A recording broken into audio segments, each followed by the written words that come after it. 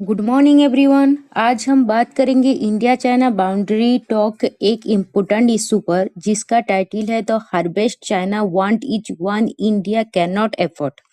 China काफी समय से इंडिया को एक अर्ली हार्वेस्ट प्रपोजल दे रहा है। इसका मतलब है कि पूरे इंडिया चाइना बॉर्डर डिस्प्यूट को एक साथ सॉल्व करने की एक बजाय पहले सिर्फ सिक्किम सेक्टर का सेटलमेंट कर लिया जाए।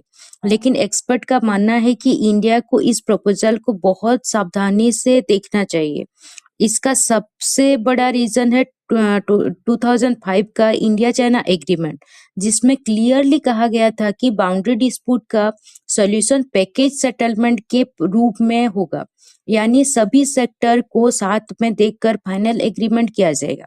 अगर इंडिया सिर्फ सिक्किम पर सेटलमेंट कर लेता है तो चाइना को फायदा हो सकता है और बाकी डिस्प्यूट एरिया पर प्रेशर बढ़ सकता है। सिक्किम सेक्टर का इशू भी इतना सिंपल नहीं है जितना दिखा जाता है।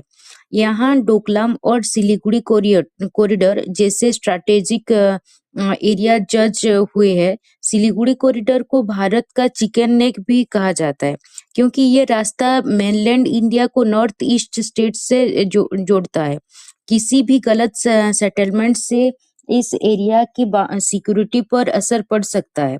आर्टिकल में ये भी कहा गया है कि 2020 का ईस्टर्न लद्दाख क्राइसिस के बाद चाइना ने बॉर्डर एरिया में मिलिट्री इंफ्रास्ट्रक्चर, बॉर्डर विलेज और अपने टेरिटोरियल क्लेम को और मजबूत किया है।